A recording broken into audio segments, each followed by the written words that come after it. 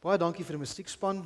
Ek dink die Here glimlag daar in die hemel vir die mooi samesang wat ons ook nou gehad het as 'n geloofsfamilie. Kom ons sit so dan bid ons saam.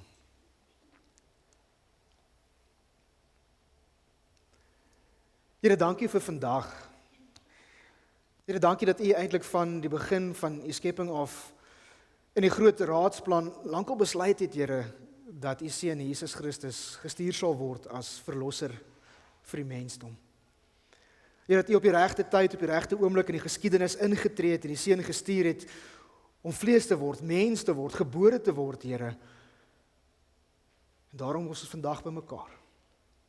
Om die vleeswording, die menswording, die geboorte te vier, Here, en opnuut weer daaraan herinner te word dat U aarde toe gekom het, Here, om vir ons die Vader se hart te kom wys van hoe dit is om U lief te hê met hart, siel, krag en verstand en ons naaste soos onsself, om hierdie donker wêreld, Here, weer te kan verlig met die lig van Jesus.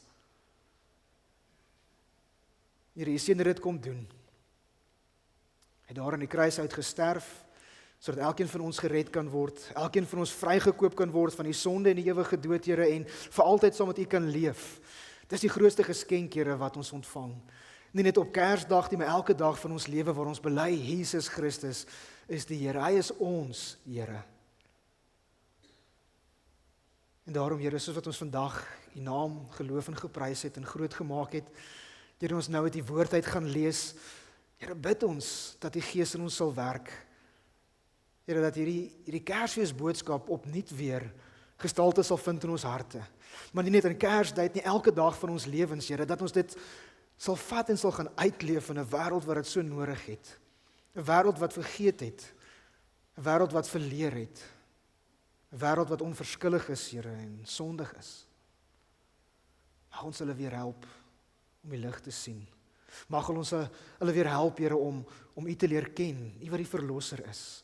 Mag ons help, Here, om die wêreld weer stuk vir stuk aan mekaar te kan sit en heel te maak, soos wat U van ons vra. Mag ons nie op onsself gefokus wees nie, maar op U. Daarom, Here, mag U ons gedagtes ook op hierdie Kersdag rig. Maar meer as dit, Here, ons julle wil, ons julle lewe. Mag dit getuig dat U ons verlosser is. En daarom bid ons dit in die kragtige naam van Jesus ons Here. Amen.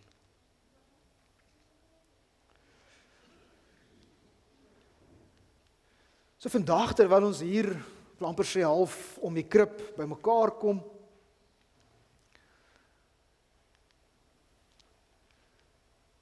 as dit nou sal werk.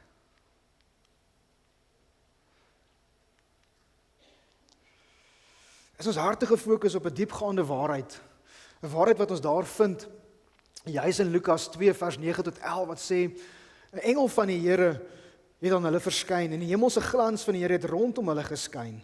Hulle het geweldig groot geskrik. Toe sê die engel vir hulle, moenie bang wees nie. Kyk, ek bring vir julle 'n goeie boodskap wat vir die hele volk 'n bron van groot vreugde sal wees. Vandag is daar vir julle in die stad van Dawid as verlosser gebore, Christus die Here. Dis die basis van ons viering. Dis die basis van hoekom ons Kersfees vier, is die aankondiging van 'n verlosser wat gebore is vir ons as sondige mens. Maar tog in ons moderne wêreld vind ons onsself dikwels verstrengel in tradisie en verwagtinge wat hierdie fundamentele en radikale waarheid eintlik vir ons kom verbloem. Dat ons eintlik vergeet waaroor dit gaan. Ons word ook soos die fariseërs van ouds wat mensgemaakte reëls en rituele en tradisies noukeurig waarneem, terwyl ons die kloppende hart van God se voorneme vir ons eintlik mis. Ons het die wonderbaarlike verruil vir die alledaagse, die heilige vir die sekulêre, die verlosser vir die seisoen. Kersfees is nie bloot 'n jaarlikse herdenking van 'n historiese gebeurtenis nie, dis 'n dringende en 'n hedendaagse oproep om volgens die enkelvoudige goddelike wet van God te lewe. En dit is om God lief te hê met hart, siel, verstand en krag en om vir ons naaste lief te wees soos onsself. En dis nie net 'n opdrag nie, dis nie net 'n bevel nie, dis nie net raad wat ons ontvang nie. Dis die vervulling van die hele skrif, van die hele woord van God. Ons word opgeroep om los te kom van 'n gemaklike, gekommersialiseerde gebruike en uitdagende lewe wat ons het. En ons word uitgedaag om ons geloof aktief te omhels, nie net vandag nie, maar eintlik elke dag van ons lewens.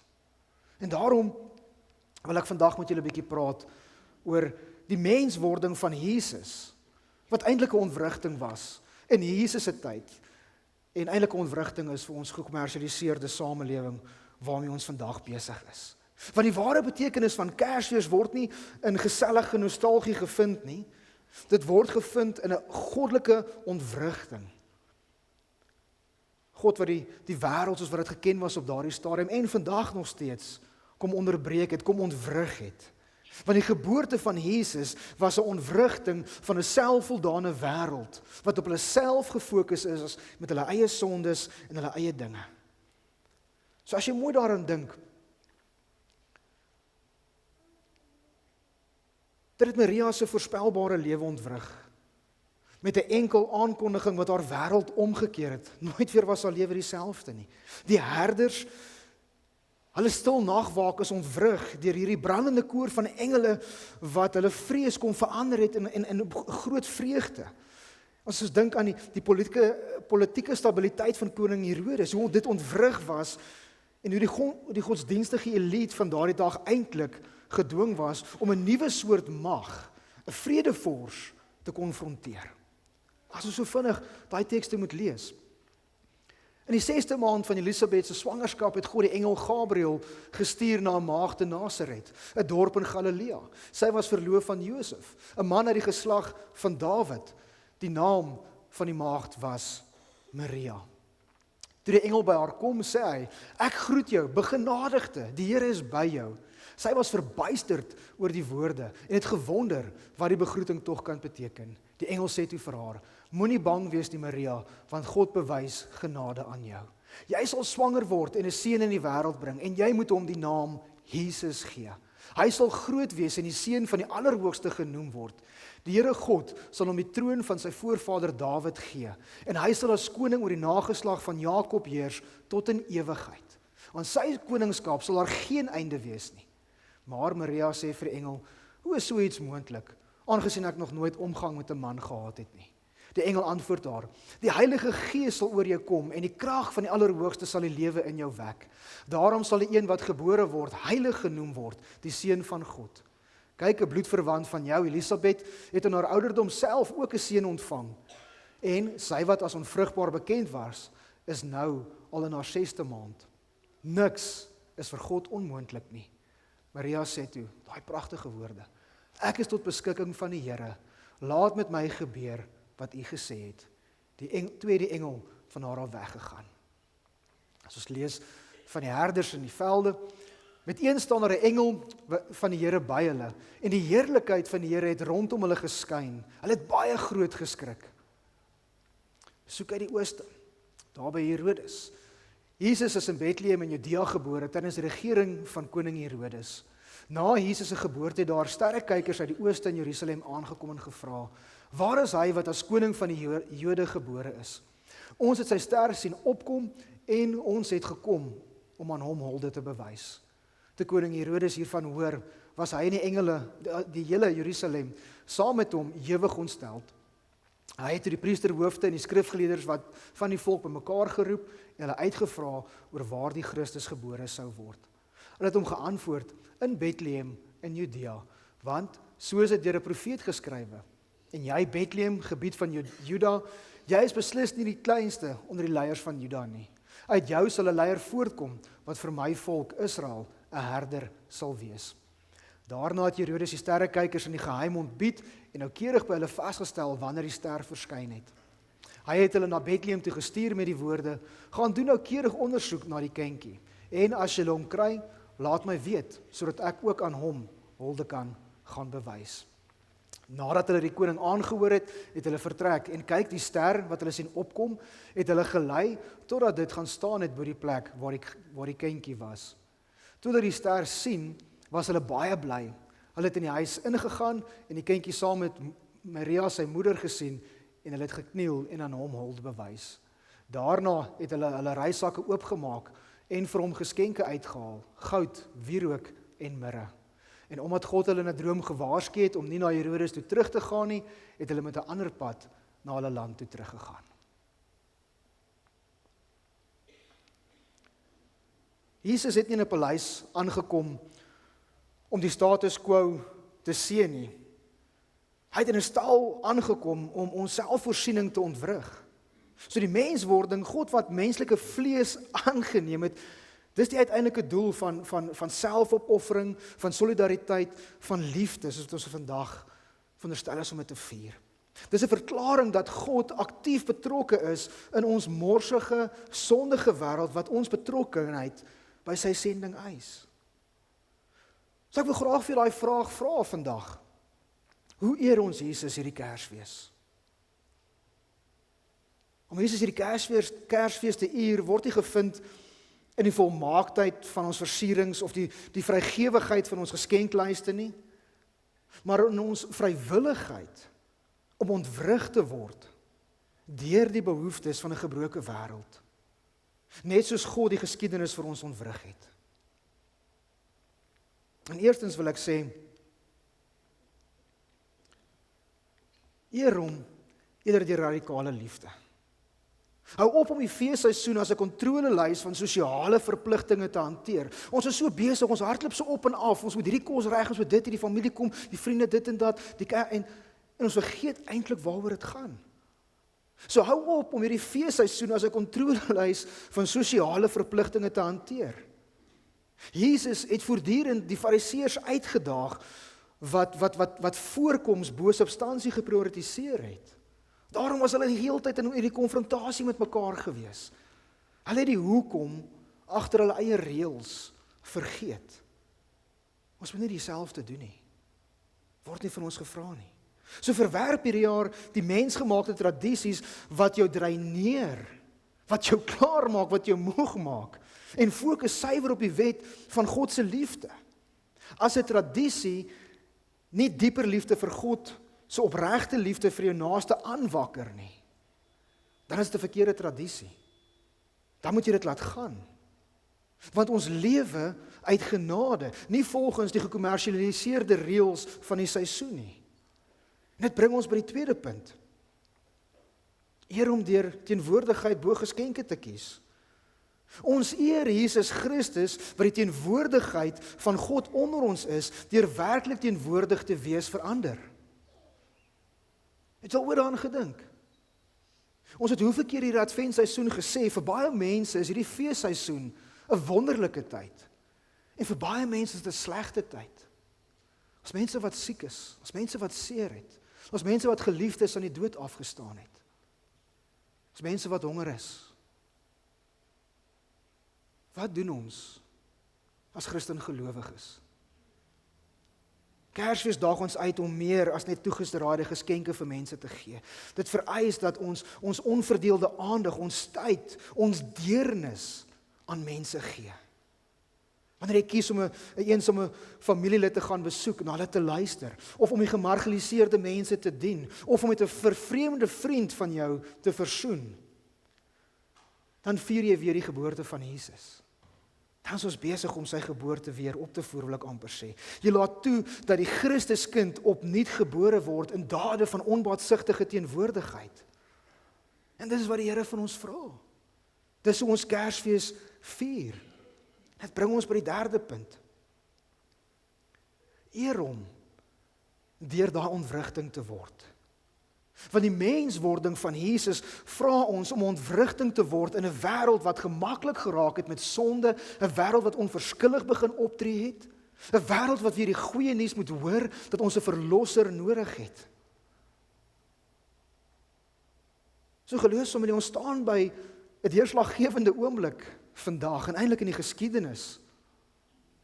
Hierdie preek is amper klaar.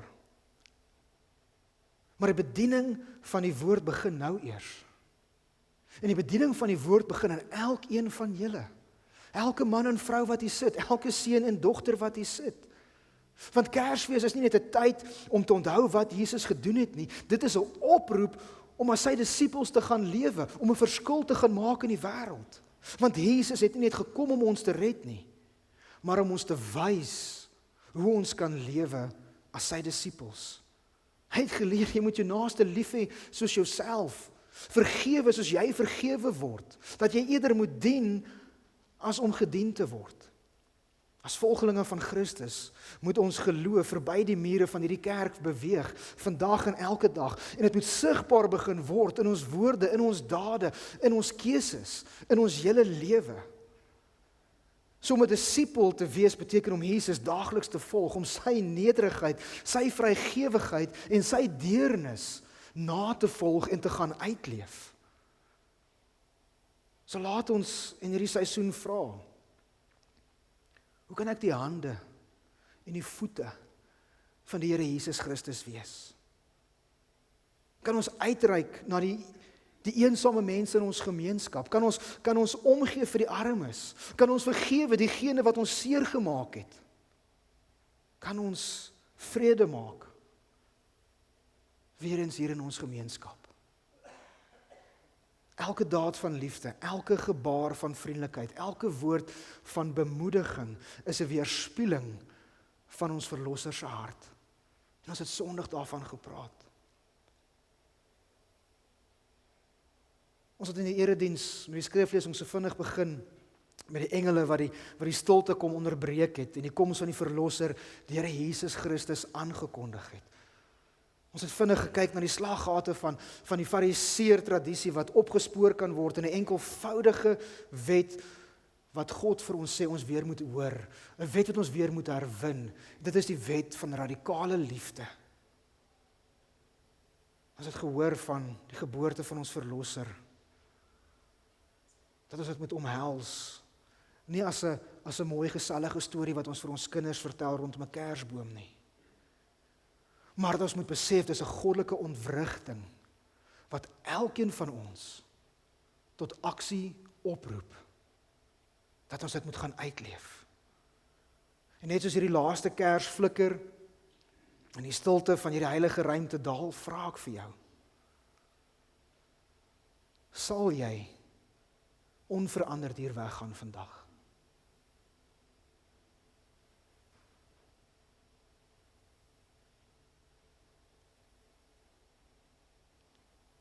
Ons is geroep nie om passiewe waarnemers van die geskiedenis te wees nie. Nie om net voort te gaan met gekommersialiseerde, sekulêre idees. Ons is geroep om aktiewe deelnemers van God se koninkryk te wees. En die Kersboodskap vra reaksie wat brand van heilige dringendheid by elkeen van ons. Kersfees is nie die viering van 'n gemaklike verlosser nie. Dis die mobilisering van 'n revolusionêre koning. Die viering van Kersfees is 'n daad van geestelike opstand teen die onverskilligheid en die sondigheid van materialisme en van 'n wêreld wat gebroken is. Ons onthou dat die Skepper geskape geword het om sy skepping te red. So hierdie Kersfees vra ek van jou, laat jou lewe die preek wees.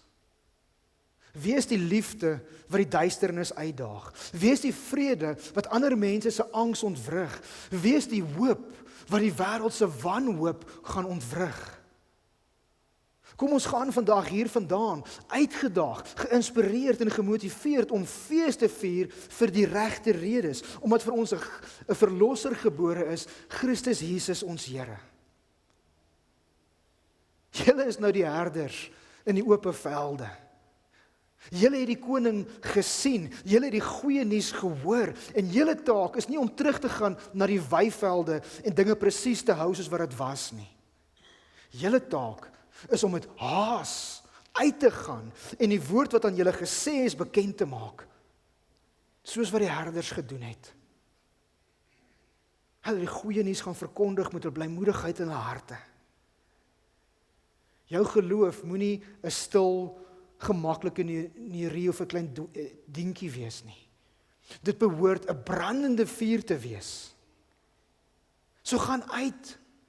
En laat jou liefde die onverskilligheid van jou werkplek ontwrig in hierdie nuwe jaar. Laat jou vrede die angs van jou huishouding onderbreek. Laat jou hoop die wanhoop van jou gemeenskap vlam laat vat. Om Jesus hierdie Kersfees te eer, is om so passievol vir hom te leef, dat mense ophou vra watter geskenke jy gekry het, en eerder vir jou vra, maar wie is die God wat jy dien? Want ons wil hom ook dien. Ons vier fees, omdat die duisternis deur lig binne gedring is, en die lig gewen het. Moenie net die geboorte van Jesus vier nie. Leef die lewe van Jesus. Gaan voort met 'n vurige passie, gedryf deur die wete dat die Skepper van die heelal in menslike swakheid ingetree het om vir ons te red, om vir ons sy goddelike krag te kan gee deur sy Gees. So, hierdie Kersfees, wees die ontwrigting wat die wêreld nodig het. Wees die lig wat die wêreld nodig het.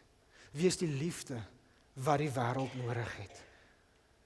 En in die magtige naam van ons Here Jesus Christus en die Heilige Gees, mag ons hierdie feesseisoen die wêreld gaan aansteek, sodat ons brand met die liefde van God. Amen.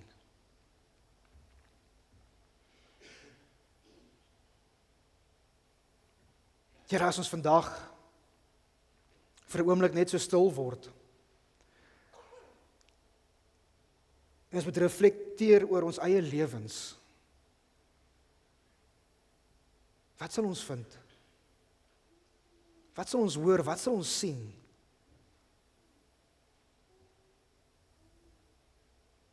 Is ons lewensrefleksie 'n getuienis, Here, van u liefde en u genade, van u verlossingswerk? Of is dit maar 'n getuienis van onsself, hoe ons op onsself aangedrewe is en gefokus is?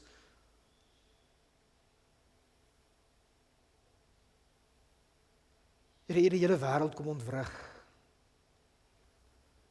Vir die wêreld was op daardie oomblik, op daardie stadium dalk 'n ontwrigting wat nie vir hulle sin gemaak het nie, ontwrigting wat hulle dalk gevoel het hulle nie nodig gehad het nie, Here, maar u het geweet om op die perfekte tyd in te tree in die mensgeskiedenis. Om dit te kom ontwrig, Here, sodat ons gered kan word. Sodat daar vir ons gewys kan word, Here, dat ons hoef nie langer in sonde om te gaan nie. Ons hoef nie langer stikkend en gebroken te wees nie. Ons kan gered word, ons kan heel gemaak word, ons kan nuut gekoop word, Here, deur die Gees in 'n nuwe lewe leef wat U vir elkeen van ons gegee het.